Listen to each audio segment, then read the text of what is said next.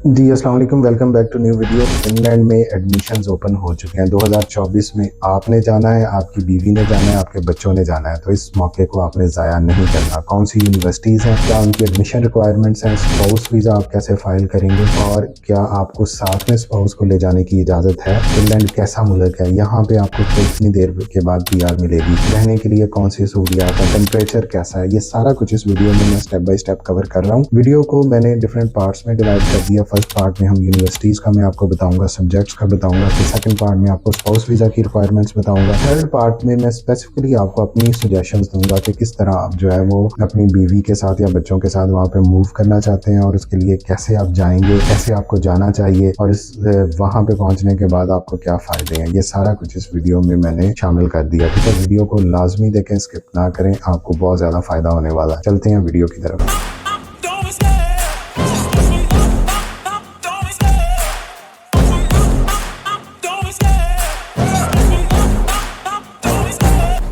सबसे पहले हम बात करेंगे कि फिनलैंड में क्या ऑप्शंस हैं आपके लिए स्टडी के हवाले से। देखिए, फिनलैंड दुनिया की एजुकेशन के हवाले से बहुत टॉप रैंक्ड कंट्री है। फिनलैंड हैप्पीएस्ट कंट्री की लिस्ट में हमेशा जो है वो पिछले 3-4 साल से फर्स्ट नंबर पे रहा है। दुनिया का बेस्ट एजुकेशन सिस्टम है, बेस्ट लिविंग स्टैंडर्ड है। ठंडा जरूर मुल्क है, ठंडा इतना ज़्यादा है कि इस टाइम पे फिनलैंड में नॉर्मली जो टेम्परेचर है वो 0 डिग्री से बिलो है, बर्फबारी हुई हुई है। टेम्परेचर को देख लें तो वहाँ पे -10-15 चल रहा है। अगर आप नॉर्थ की तरफ फिनलैंड में चले जाएं तो -30 -50 तक टेम्परेचर है। ये काफ़ी एक हार्श वेदर वाला कंट्री है, लेकिन वहाँ पे उनकी इंडोर फैसिलिटीज इतनी ज्यादा है कि लोग हैप्पीली अपनी जिंदगी जो है वो गुजार रहे हैं। ठीक है, हैप्पीएस्ट कंट्री की लिस्ट में इसीलिए ऊपर आ रहा है कि उनको रहने की, उनको खाने की, उनको तालीम की और सेहत की जो भी सहूलियात है वो एक बेस्ट फॉर्म में जो है वो प्रोवाइड की जा रही है। एक वेलफेयर स्टेट है। तो फिनलैंड में मूव करना हर एक का एक ख्वाब है, हर पाकिस्तानी का एक सपना है। आप इस पे देख लें कि खुद पहुंचे ना पहुंचे, अपने बीवी और बच्चे जो है वो लाजमी साथ जाने को तैयार रखते हैं। अब ये मुल्क है ऐसा कि आपको जो है दोनों कैंडिडेट्स को एक साथ ट्रैवल करने की इजाजत देता है। जैसे यूके में था, पहले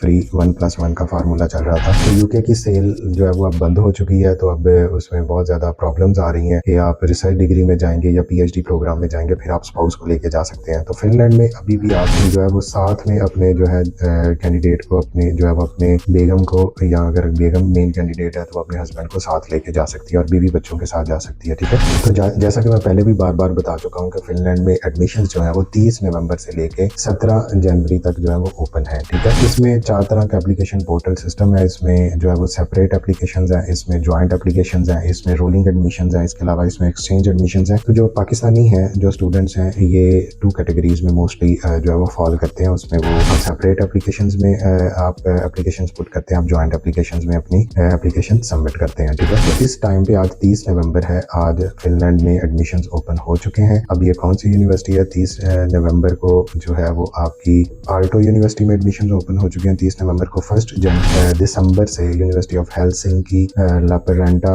लथ यूनिवर्सिटी ऑफ टेक्नोलॉजी, ठीक है, इसके अलावा यूनिवर्सिटी ऑफ वासा। तो ये वो यूनिवर्सिटीज़ हैं जहाँ पे एडमिशन ओपन हो रहे हैं। टेम्परे यूनिवर्सिटी में कुछ प्रोग्राम्स में ओपन होंगे, बाकी के 13 दिसंबर को ओपन हो रहे हैं। तो फिनलैंड में एडमिशन्स के लिए जो बेसिक रिक्वायरमेंट्स हैं और जौन से सब्जेक्ट्स आपको अवेलेबल होंगे ये आपको स्क्रीन पे नजर आ रहे हैं। इनमें कुछ यूनिवर्सिटीज़ में आपको तकरीबन बायोलॉजिकल साइंसेज, आपको सोशल साइंसेज, आपको इंजीनियरिंग के, आपको IT के सभी सब्जेक्ट्स जो है वो मास्टर्स के लिए अवेलेबल हैं। कुछ यूनिवर्सिटीज़ में बैचलर के प्रोग्राम्स भी अवेलेबल हैं। तो इनकी रिक्वायरमेंट्स में पहले भी मैं बार बार मेरी वीडियोस जो है वो आप देख चुके हैं और डिस्क्रिप्शन में भी वीडियोस के लिंक होंगे जहाँ पे बताया होगा कि कौन से डॉक्यूमेंट्स रिक्वायर्ड हैं, किस फॉर्म में रिक्वायर्ड है, मोटिवेशन लेटर कैसे लिखना है जो सबसे इंपॉर्टेंट है, और यहाँ पे आपको स्कॉलरशिप के इतने चांसेस हैं। तो ये बात होगी आपके एडमिशन की। अब आपने एडमिशन अप्लाई कर लिया, आपका एडमिशन की सिलेक्शन हो गई। कुछ यूनिवर्सिटीज़ जो है वो 2 to 3 मंथ्स में आपको जो है वो बता देती हैं आपके एडमिशन की सिलेक्शन। अगर आप ज्वाइंट पोर्टल में डालते हैं तो आपके अप्रैल में एडमिशन के रिजल्ट आएंगे। जैसे ही आपका एडमिशन का रिजल्ट आएगा उसके बाद आपका जो है वो ख्वाब वीज़े का या टेम्परेरी रेजिडेंस परमिट का शुरू हो जाता है। और अगर हम बात करें फिनलैंड में, तो अगर मेन कैंडिडेट, मेरी सजेशंस के मुताबिक मेन कैंडिडेट में आपके मोस्टली अगर हस्बैंड पढ़े लिखे हैं तो उनको होना चाहिए, और डिपेंडेंट में उनकी वाइफ को और बच्चों को। अगर आपकी डिपेंडेंट, आप मेन जो हस्बैंड वो नहीं पढ़ा लिखा, वो कोई दुकानदार है या वो कोई बिजनेसमैन है और बाहर जाने का ख्वाहिशमंद है, तो उसकी बेगम पढ़ी लिखी है, तो उसको वो मेन कैंडिडेट बना सकता है। आइल्स और पीटी की बड़ी सख्त रिक्वायरमेंट है, ये मस्ट है, इसके बगैर आप सवाल भी पूछेंगे तो वो एक इलॉजिकल सा लगता है। 6.5 मास्टर्स के लिए आपके आइल्स में स्कोर होना चाहिए, बैचलर में ओवरऑल 6 होना चाहिए और इसमें मोस्टली राइटिंग में जो है वो नॉट लेस देन 6 है। और अगर हम पीटी की बात करें तो ओवरऑल आपका 62 और नॉट लेस देन 59 मास्टर के लिए, और बैचलर के लिए ओवरऑल 58 नॉट लेस देन 55। अब यहाँ पे जब मेन कैंडिडेट आपका उसका एडमिशन हो जाता है, आपके हस्बैंड का हो जाता है, अगर दोनों पढ़े लिखे हैं तो दोनों को स्मार्ट मूव ये है कि दोनों को अप्लाई करना चाहिए, हस्बैंड और वाइफ को, ठीक है। और जब किसी का एडमिशन एक का आ जाता है तो उसके बाद उसका वीजा प्रोसेस स्पाउस का जो है वो शुरू होता है, वो बिल्कुल वैसे ही है जैसे मेन कैंडिडेट का। उसमें जो डिफरेंस है कि मेन कैंडिडेट के लिए उसको जो है वो 6750 यूरो की बैंक स्टेटमेंट शो करनी होगी जो उसके अपने पर्सनल अकाउंट में होगी मेन एप्लीकेंट के।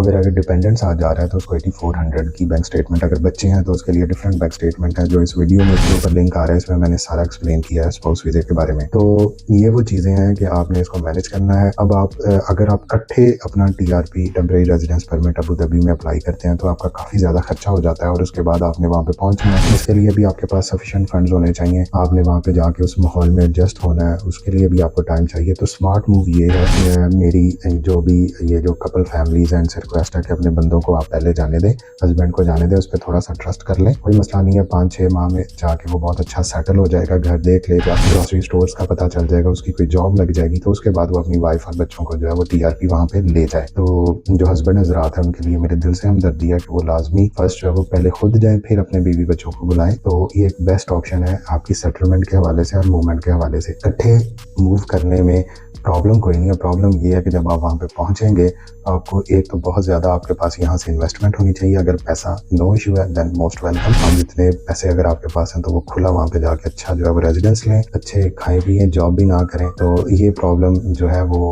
पैसे वालों के लिए नहीं है। हाँ अलबत्ता जो जद्दी पुश्ती अमीर है उनको वो ये सूट करते हैं, जो जद्दी पुश्ती गरीब हैं, जो बेचारे बैंक स्टेटमेंट भी कर रहे हैं थल्ले डाल के और सारा कुछ मैनेज कर रहे हैं, तो वैसा रिस्क ना लें, वो अच्छे नहीं रहेंगे, ठीक है। और इसके अलावा बहुत ज़बरदस्त ऑप्शन है सेटलमेंट का। आप अपना ख्वाब जो है वो आपका ज़रूर पूरा होगा। 4 साल के बाद आपको पीआर मिल जाएगी, इन मास्टर्स के बाद आपको 2 साल में से 1 साल वो काउंट होगा। और यूरोप में रहने का मतलब है कि आप 29 कंट्रीज में इजीली मूव कर सकते हैं। फिनलैंड में ज़्यादा ठंड लग रही है तो आप फॉरन फ्लाई करके इटली में चले जाएं, यूएस में चले जाएं तो आप जो है वो फॉरन जैकेट से निकल पे आ सकते हैं, ठीक है। तो इतनी आपके पास लिबर्टी है, ये बाकी कंट्रीज में इतनी लिबर्टी नहीं है। हाँ जो लोग यहाँ से फॉर एग्जाम्पल सिब्बी से जा रहे हैं जो +40 डिग्री सेंटीग्रेड है और वो फॉरन -10 डिग्री सेंटीग्रेड में जाएंगे तो डेफिनेटली उनको एक बहुत शौक लगने वाला है।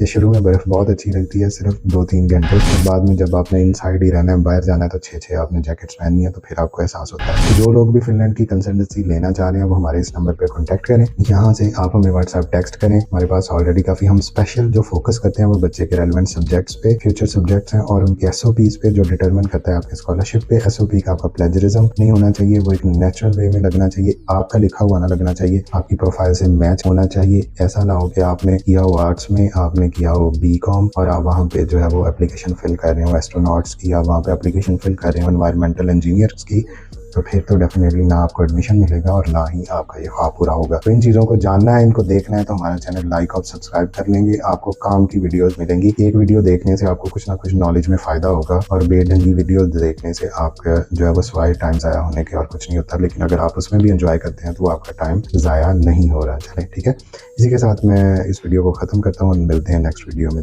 Thank you.